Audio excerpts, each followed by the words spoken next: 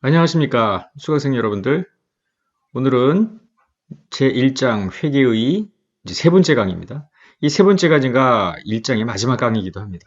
자, 우리 두 번째 강의했던 내용을 잠시 한번 복습을 해보겠습니다. 왜냐하면 오늘 세 번째 강의가 지난 시간에 했던 내용의 연속이기 때문에 그렇죠. 지난 시간에 했던 내용은 이제 예 2번과 예 3번의 어떤 비교라고 보면 되겠습니다. 예 2번은 자산은 부채 더하기 자본이다 라는 회계 등식으로 시작을 해서 9개의 거래를 여기다가 분석을 해서 자산, 부채, 자본의 변동을 쭉 누적적으로 표시를 했었죠. 우리 교재 22쪽을 보면은 1월 31일에 거래 9번이 끝나고 나면 이 자산, 부채, 이 자본의 금액은 각각 119만원, 부채는 10만원, 자본은 109만원 이렇게 표시가 됐었습니다. 그런데 이제 여기서 우리가 의문이 뭐였냐면은 2장이 끝날 때 자본은 처음 시작할 때 100만원이었는데 이제 9만원이 늘어난 거 아닙니까? 그럼 이게 왜 늘어났을까? 투자자로부터 추가 출자를 받았는지 아니면 영업을 잘해서 회사가 얻은 이익인지 궁금하다는 거 아닙니까? 즉 이런 회계 등식으로는 총액에 대한 어떤 수익과 비용 정보를 모른다는 거죠. 그래서 요거를 이제 회계 등식으로 우리가 전개를 하지 않았습니까? 전개를 했더니 이제 자산 더하기 비용은 부채 더하기 자본 더하기 수익 이렇게 됐었잖아요. 그래서 이제 얘 3번에 마지막 파트 28쪽 거래 9번이 이루어진 1월 31일자 금액을 보면은 이 금액이 어떻게 돼 있었느냐 하면은 119만원 자산 비용은 23만원 부채 10만원 자본은 애초에 투자자로부터 이제 출자받은 금액 그 다음에 수익이 32만원 이렇게 나왔었잖아요. 그러니까 여기 자산 이쪽 자산 같고요. 부채 같고요. 자본이 지금 다른데 바로 비용과 수익이 각각 23만 32만 비용보다 수익이 9만원 많죠? 그래서 광의의 자본은 결국은 자본이라는 것은 투자자로부터의 어떤 출자받은 금액하고 회사가 가득한 이익이 모두 다 이제 포함된 금액으로 정의를 하지 않았습니까? 이런 총액에 대한 정보가 모두 다 나올 수 있다라는 거죠. 이게 이제 예 3번이었습니다. 자, 오늘은 지난 시간에 했던 요 내용을 토대로 해서 본격적으로 재무제표라는 거를 한번 만들어 보자라는 거죠. 재무제표. 가슴이 두근두근하지 않으세요? 드디어 이제 재무제표가 어떻게 만들어지는지를 보는데요. 자, 먼저 재무상태와 성과의 측정 및 보고라는 소절인데요. 그럼 재무상태가 무엇이고 성과가 무엇일까요? 자, 재무상태는 키워드가 특정 시점이라는 겁니다. 특정 시점에서 기업의 자산, 부채, 자본의 잔액이 얼마냐라는 걸 보여주는 것인데요. 특정 시점에서 회사의 재무구조를 보여준다라는 것이죠. 보통 자산보다 부채가 적으면, 그러니까 부채에 비해서 자산이 월등히 많으면 재무구조가 양호하다. 반면에 거의 자산에 육박하는 부채를 갖고 있으면 재무구조가 취약하다. 심지어 어떤 기업은요, 자산보다 부채가 많기도 합니다. 이런 회사를 우리는 이제 완전 자본 잠식된 회사다라는 건데, 재무구조가 무척 취약하죠? 미래에도 존속할 수 있을지 의문이 제기되는 그런 회사일 수도 있겠죠. 하여튼 특정 시점에서의 자산, 부채, 자본의 잔액을 재무 상태라고 하는 겁니다. 한편 성과는 뭐냐면 키워드가 일정 기간입니다. 일정 기간에 회사에서 발생한 수익과 비용입니다. 수익에서 비용을 뺀 순액이 바로 당기순이익이죠. 그러니까 결국은 일정 기간 회사의 수익성을 보여주는 것이 성과인데요. 지난 그 첫 번째 시간에서 했던 게 뭐냐면은 특히 외부 정보 이용자는 관심 있는 기업에 대해서 미래 현금을 얼마나 창출하는가 그걸 예측하고자 했던 거 아닙니까? 재무 상태와 성과에 대한 재무제표를 보고서 충분히 미래 현금 흐름을 예측할 수 있게 되는 것이죠. 어떻게 예측하냐고요? 그거는 좀 지금으로서는 너무 섣부르고요. 회계 원리를 배우고 중급회계도 배우고 관리회계도 배우고 이렇게 하면은 그때 이제 좀 눈이 띄어진다고 보면 되겠습니다. 자, 다음 장으로 가보면은요. 드디어 이제 재무상태표라고 하는 재무제표가 나오고요. 포괄 손익계산서라는 게 나오는데 재무상태표는 뭐냐면 그야말로 재무상태를 보여주는 재무제표다. 즉 특정 시점에 자산, 부채, 자본의 잔액, 즉 재무상태를 보여주는 재무제표입니다. 특정 시점. 반면에 포괄 손익계산서는 일정 기간 회사에서 발생한 수익이 얼마이고 비용이 얼마입니다. 총액이 나오겠죠. 수익에서 비용을 뺀 나머지가 이제 당기순이익입니다.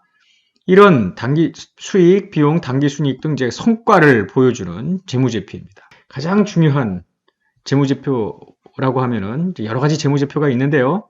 그 중에 손꼽히는 재무제표라 하면 재무상태표와 포괄 손익계산서라는 겁니다. 이걸 어떻게 만들어내지? 사뭇 궁금한데요. 궁금하지 않습니다. 이제 해답을 보자고요. 자, 이에 3분의 마지막 줄로 가보면은 1월 30일 현재 주식회사 한국의 회계 등식이 주어지는데요. 다시 한번 보면은 자산 119만, 비용 23만, 부채 10만, 자본 100만, 수익 32만 해서 등호 왼쪽과 오른쪽이 142만으로 이제 동일했죠. 이게 이제 우리가 지난 시간 마지막까지 했던 요 예 3번의 끝이었습니다. 요거를 이제 회계 양식으로 좀 바꿔보고자 하는데요. 여기서 보는 것처럼 이렇게 T자를 그리고요. 회계 등식 요 왼편에 있는 거를 여기 T자 왼편, 오른쪽에 있는 거를 T자 오른편으로 그냥 갖다 놓고 다시 쓰면 되는 겁니다. 그래서 자산, 비용 142만, 부채, 자본, 수익 142만 이런 식으로 이제 쓰게 되는 거죠. 이렇게 회계 등식을 이렇게 T자로 표시된 양식에다가 옮겨 적었는데 이 양식을 뭐라고 하냐면 시산표라고 하는 겁니다. 굉장히 어색해요. 처음 들어봤을 성 싶은데요. 회계원리 첫 시간에 회계라는 것이 비즈니스 랭귀지라고 했잖아요. 어떤 언어이든 처음에 언어를 배울 때 굉장히 어색하잖아요. 남의 나라 말을. 이건 기업의 언어인데요. 우리가 평상시에 듣도 들어보지 못했던 새로운 용어들이 이제 계속 나오게 되는 겁니다. 우리가 외국어를 배울 때 친숙해지려면은 수차례 입에서 계속 중얼중얼 반복해서 말을 할 필요가 있었던 것처럼 회계도 마찬가지입니다. 그냥 눈으로만 보지 마시고 말로 계속 입에서 중얼중얼 해봐야 돼요. 지금 이 순간 시산표 이렇게 한 서너 차례 한번 되뇌어 보세요. 그러면은 익숙해집니다. 굉장히 자주 나오는 회계 양식 중에 하나입니다. 시산표. 시산표는 뭐냐? 자산 비용 왼편이고요. 부채 자본 수익을 오른편에 집어넣은 즉 회계 등식을 이렇게 집약한 회계 양식으로 집약한 하나의 표다 이렇게 보면 되겠습니다. 우리 교재 31쪽에 이제 그림을 보면 이게 이제 시산표죠. 조금 움직였어요. 자, 시산표를 이렇게 이제 네모 박스로 시각화 시켰는데요. 시산표 좌우는 142만으로 이제 같았죠. 이때 금을 따라서 딱 두 동강이를 내는 겁니다. 이게 마치 이제 종이라고 생각을 하시고 쫙 찢어버리는 거예요. 이제 둘로 분리를 시키는 거죠. 그럼 이제 아랫부분은 수익이 32만, 비용이 23만이고요.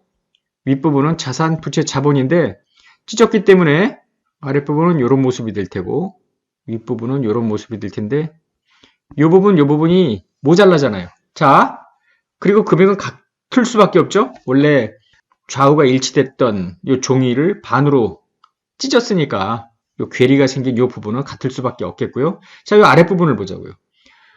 일정 기간 수익이 32만, 비용이 23만. 그래서 차이가 9만이에요. 이 9만이 뭐예요? 순이익이죠? 당기순이익.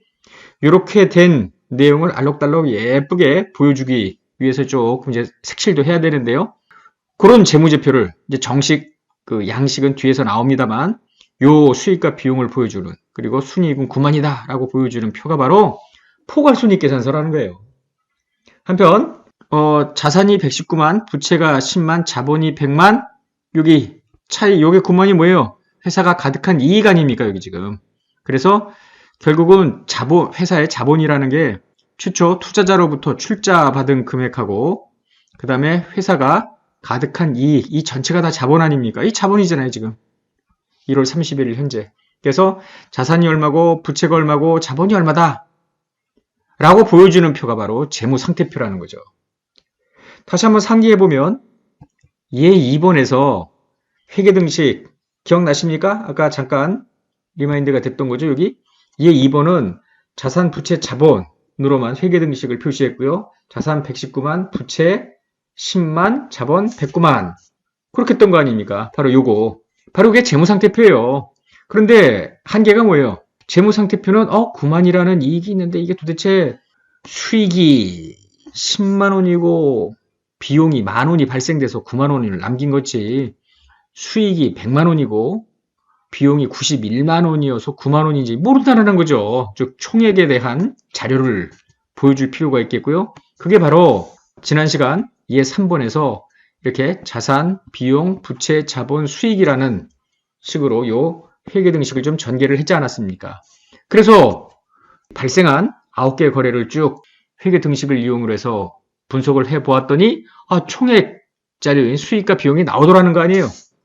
바로 수익과 비용이 이제 예 3번 회계등식을 통해서 나오게 되는 거죠. 포괄 손익계산서. 그러니까 재무상태표는 특정 시점의 잔액, 이거는 어느 한 시점으로부터 출발하여 어느 한 시점까지 일정 기간 동안 회사가 벌어들인 총 수익과 총 발생한 비용 등을 이렇게 표시해주는 표다. 이렇게 보면 되겠죠. 자, 이것도 역시 좀 T자 형식의 회계 양식으로 전환을 해보면요. 포괄 손익계산서 T자를 그리고요. 자, 수익 32만, 비용 23만이었죠. 좌우가 안 맞죠. 좌우는 반드시 일치해야 됩니다. 요 9만 원이 바로 순이익이죠. 당기순이익. 제가 순이익 할 때 당기순이익이라고 그냥 알아들으시면 됩니다. 자산 119만, 부채 10만, 자본 109만 이렇게 되죠. 이 109만은 당초 이 주식회사 한국이 출발할 때 투자자로부터 100만 원의 자본을 출자받고 시작을 했던 거 아니에요. 근데 한 달이 지나니까 9만 원이 늘어난 거 아닙니까? 이게 바로 이제 이 순이익 때문에, 당기 순이익 때문에 늘어난 거다. 이렇게 보면 되죠. 그러니까 지금 이런 등식이 가능합니다. 어떤 시초가 되는 시점에 자산과 부채가 있을 수 있죠. 기초자산, 기초부채. 이제 기초 순자산이라고 보면 되고요. 얘 2번이나 얘 3번 사례는 1월 2일 설립이 돼서 쭉 9개 거래가 발생돼서 1월 31일 이렇게 이제 로 끝이 나는데요. 이게 뭐 1월 1일부터 12월 30일 이런 식의 이제 1년 단위로도 가능은 하죠. 그래서 여기 이제 기초라는 거, 기말이라는 건 어떤 시작점, 여기가 끝점이라고 보면 되고요. 이 끝점에 자산 부채가 있겠는데, 시작점과 끝점에서의 변동은 뭘로 구성이 될 거냐면은 투자자로부터 추가 출자를 받았으면 늘어나겠죠. 또 당기순이익이 났으면 또 늘어나겠죠. 그래서 이런 등식이 성립될 수 있겠다라는 거죠. 너무 좀 지저분하죠? 조금만 지워놓고요. 그래서 이런 자료를 우리가 이제 봤는데 요것도 알고 이거 알고 아는데 도대체 당기순이익은 모르겠어. 그러면은 나머지 숫자를 알면 순이익이 얼마인지 알죠. 혹은 순이익도 알아. 이것도. 그런데 추가 출자 금액을 또 알 수 있을 거고. 그러니까 이 중에서 다른 거 다 주고 어느 하나를 공란으로 만들 때 우리는 이 등식에 따라서 그 공란을 어느 것이든 뭐 추가 출자 당기순이익뿐만 아니라 기초자산도 알 수 있고요. 기말 부채도 알 수 있고 뭐 그렇게 보면 되겠습니다. 자, 연습 한번 해볼까요? 이해 4번인데요. 지금 갑이라는 회사가 있습니다. 1년도 1월 1일과 1년도 12월 30일 현재 재무상태표에 자산 부채가 주어집니다. 자, 자산 총계는 32만, 부채 총계는 14만입니다. 그 다음에 기초가, 그 다음에 기말은 자산, 부채가 각각 43만, 19만인데요. 여기서 잠깐 혹시 요 32만이 아니라 35만으로 된 책이 아마 없지 않아 있을 겁니다. 그러니까 이 책이 지금 11판으로 개정이 되고요. 1쇄를 찍을 때 제 불찰이죠. 오탈자를 전부 잡아냈어야 되는데 잡아내지 못했습니다. 그 후에 2쇄 책들은 이제 32만으로 수정이 됐을 텐데요. 혹시 이 숫자가 35만으로 표시가 된 책은 이 5자를 2자로 좀 바꿔주시면 감사하겠습니다. 죄송합니다. 자, 그러면 1년도 중에 이제 추가 출자가 없다면 순이익은 얼마인가? 만약에 이런 문제를 풀 때, 자, 기초, 자산 기초부채, 즉 순자산입니다. 기말, 자산 기말부채입니다. 그 다음에 당기순이익을 X라고 하면은 금방 계산하죠. 그래서 순이익은 6만입니다. 만약에 추가 출자가 더 있었다. 그러면 여기다가 출자 금액을 더 집어넣으면 되죠. 우리 교재 32쪽 맨 밑에 줄을 보면은요. 만약에 4만의 추가 출자가 있었다 그러면 4만을 여기다가 더 삽입을 하세요. 그러면은 순이익은 2만이 되겠죠. 이런 식으로 얼마든지 문제를 달리 출제할 수도 있겠고요. 혹은 이렇게도 나올 수가 있죠. 시험 문제가. 이것도 숫자를 줘. 이것도 주고, 이거 주고, 뭐 32만이, 그러니까 기초에 자산 총계는 얼마냐? 뭐 이렇게 나올 수도 있겠습니다. 그래서 요 등식의 구조를 잘 좀 생각을 하신다면 얼마든지 순자산 변동에 대한 특정 숫자를 뽑아내는 이런 시험 문제도 어렵지 않게 여러분들이 이해할 수 있겠습니다. 자, 여기까지 우리가 지금 했던 건 뭐냐면 요 타이틀에서 보듯이 시산표를 작성했죠? 이걸 두 동 강의를 딱 내요. 그럼 아랫부분이 포괄손익계산서, 윗부분이 재무상태표.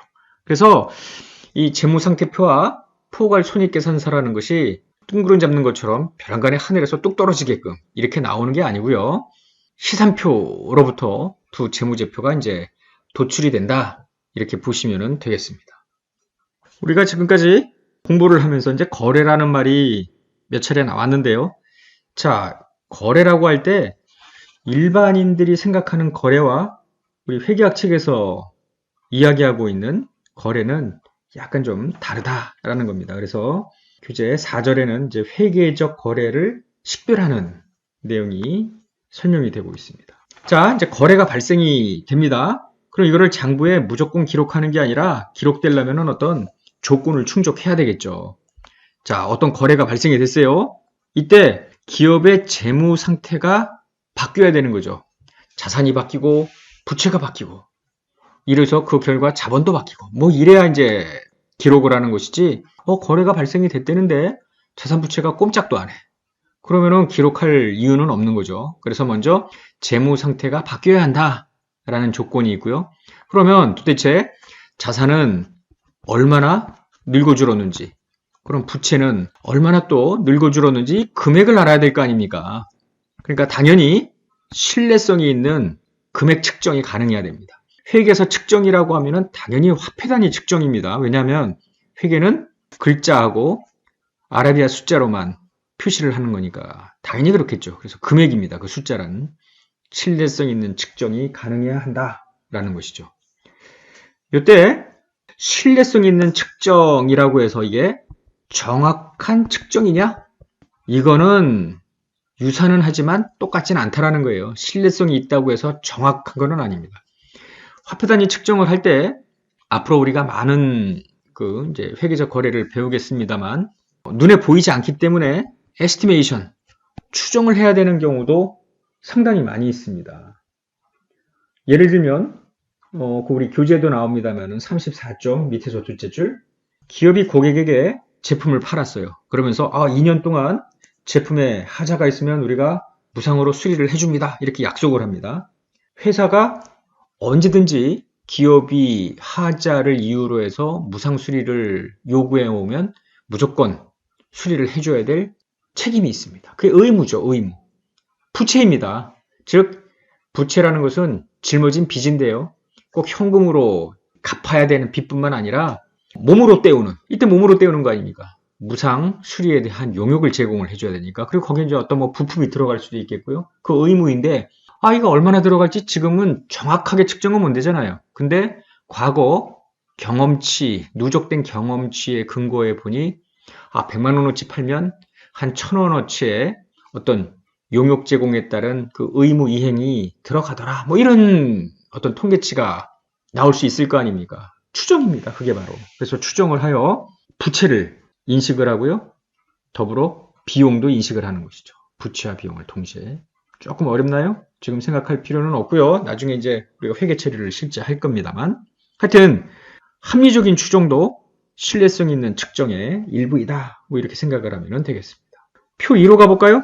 일반적 의미의 거래는 아니지만 회계적인 거래입니다. 그러니까 회계 원리를 전혀 회계 원리 수준조차도 모르는 사람들은 그게 왜 거래지? 거래라면은 뭔가 주고받고 돈도 주고받고 뭐 이래야 거래인데 라는 생각을 할 텐데요. 이건 일반인들은 아니라고 생각하지만 회계에서는 재무 상태의 변화를 가져온 어떤 사건이기 때문에 장부에 기록을 하자라는 건데요. 자, 한번 볼까요? 회사 공장에 불이 났어. 그래서 몽땅 타버렸어. 이걸 거래라고 일반인들이 이야기하지는 않죠. 즉, 어느 날 공장에 불이 나기 시작합니다. 소방차가 왔는데 못 끄고 있어요. 이때 진정 회계인은 공장에 불이 나서 그 안에 있는 기계장치나 상품이나 이런 것들이 불에 타서 사라져 나갈 때 거래가 발생하는구나 라고 느껴야 되는 거죠. 왜냐하면 회사의 자산이 소실된 거 아닙니까? 자산이 사라지는 거니까 재무상태의 변동을 가져오죠? 거래입니다. 그래서 얼마만큼 화재로 자산이 사라졌는지 추정을 해서 자산을 감소시키고 비용을 증가시키는 이런 분석을 하게 되는 거죠. 앞으로 우리가 볼 회계 처리 중에 아주 중요한 것 중에 하나인데요. 7장에서 이제 보겠습니다. 이거는 기계장치를 사용을 하는데요. 처음에 1억짜리 기계장치를 샀어요. 그런데 1년, 2년, 3년 쓰다 보면은 마모가 될 거 아닙니까? 그리고 언제고 고철덩어리가 될 텐데 1억짜리 기계장치 처음에 자산이지만 이게 5년이고 10년이고 사용하다 보면 결국 고물이 될 거라고. 그러면 그 1억에 최초 기계장치 자산으로 기록을 했던 금액을 매년 사용에 따라서 일부씩 감소를 시켜나가는 겁니다. 기계장치가 감소되는, 즉 자산이 감소되는 이런 거래가 발생이 되는 겁니다. 사용에 따라서. 보유하고 있는 금융자산, 예를 들어 주식을, 다른 회사가 발행한 주식을 보유한다든지 채권을 보유한다든지 이럴 때 이 금융자산에 대해서는 시가로 대표되는 공정가치, 앞으로 우리가 이제 11장, 12장 이런 데서 보겠는데요. 공정가치가 증가되면 보유자산도 늘어나는 거죠. 또 감소되면은 자산이 빠지는 거고요. 즉 금융자산의 공정가치 변동에 따른 이 자산 변동이 있게 되니까 이건 당연히 거래입니다. 내가 주식을 회사가 100만 원 주고 샀는데 오늘 110만 원으로 늘었어. 거래입니다. 즉 거래라 하면 장부에 기록해야 되는 사건이다 라고 보면 되죠. 앞서 잠깐 예를 든 것처럼 판매한 제품의 하자에 대해서 무상으로 수리를 하거나 교환을 해주기로 약속을 합니다. 이것만큼 회사는 의무가 발생을 합니다. 즉 부채가 늘어나는 거죠. 그래서 부채가 늘어나고 그것만큼 비용도 늘어나고 이런 류의 회계 등식에 따른 분석이 가능하겠습니다. 모두 다 회계적 거래입니다. 근데 이 두 번째 거는요. 일반적 의미에서는 많은 사람들이 거래라고 생각을 하겠지만 회계를 공부한 사람들은 이거는 장부에 기록하지 않는다. 즉 회계적 거래는 아니라는 건데요. 상품을 구입하려고 거래처에 주문서를 발송을 합니다. 주문서를 이메일로 발송을 하든 우편으로 발송을 하든 팩스로 집어넣든 발송하는 순간에 회사 자산부채에 변동이 생기나요? 안 생기면 거래가 아닙니다. 생각하는 것처럼 주문서 발송했다고 해서 달라질 건 없죠? 거래가 아니죠. 사무실이 모자라. 그래서 한 층을 더 임차하는 계약을 체결을 합니다. 우리가 지금 임대차라는 말을 보통 많이 쓰는데요. 임차는 사용하는 사람이 빌리는 겁니다. 어떤 스페이스, 10평, 50평, 100평을 빌리는 것이 임차고요. 건물주가 빌려주는 것, 이게 임대입니다. 임대. 회계에서는 정확하게 사용을 해야죠. 임차를 했을 때는 비용이 발생할 거 아닙니까? 임대를 해주면 수익이 발생하죠. 건물주가 임차인으로부터 돈을 받을 테니까. 그죠? 임차 계약을 체결만 했어. 그렇다고 해서 회사 자산부채 변동이 가져오는 건 아니죠. 임차 계약을 체결하고 그 후에 보증금을 준다든지 월세를 준다든지 이럴 때 비로소 회계적 거래가 생기는 거죠. 은행으로부터 돈을 빌립니다. 차입을 하죠. 그때 은행이 당신 부동산 담보로 제공하시오 이렇게 했습니다. 담보로 제공한다는 이야기는 은행 입장에서 저 돈을 빌려간 자가 만약에 제때 이자나 원금을 못 갚으면 그 제공받은 부동산을 강제로 경매 등을 통해서 처분을 해서 대출한 금액을 이제 보존받는 그런 절차를 취할 것 아닙니까?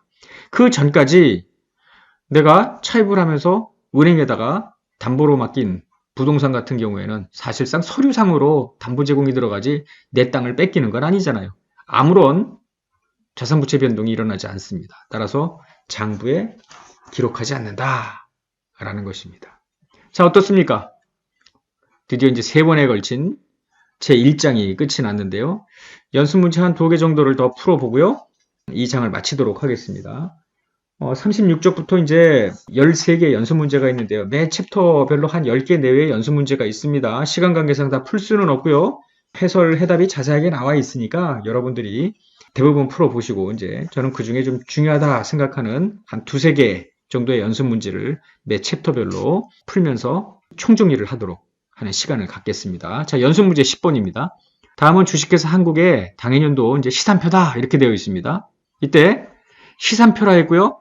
물음은 당기말 재무상태표의 자본을 물어봤습니다. 그러면 자 보세요. 재무상태표의 자본은 시산표를 반토막 낸 거 아닙니까? 지금 이건 시산표라고 했으니까 이 자본 39,000원 절대로 재무상태표의 자본은 아닐 거 아닙니까? 재무상태표의 자본은 여기에 이익이 가산이 돼야 될 거 아니에요. 근데 이익은 수익에서 비용을 뺀 96,000에서 62,000을 뺀 금액이 되겠죠? 이게 바로 34,000이 될 거 아닙니까? 그러니까 이익 34,000을 39,000 자본에다가 더하면 이제 마지막 금액은 73,000.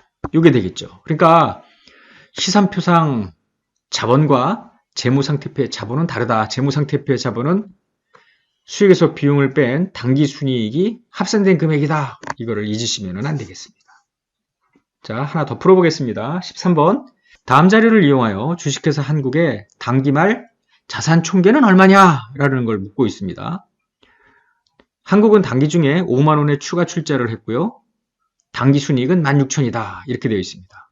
기초 자산부채, 기말 자산부채, 당기 순이익을 구하는 게 아니라 지금 이걸 구하는데 어느 것이든 구할 수 있다고 아까 제가 설명을 드렸죠?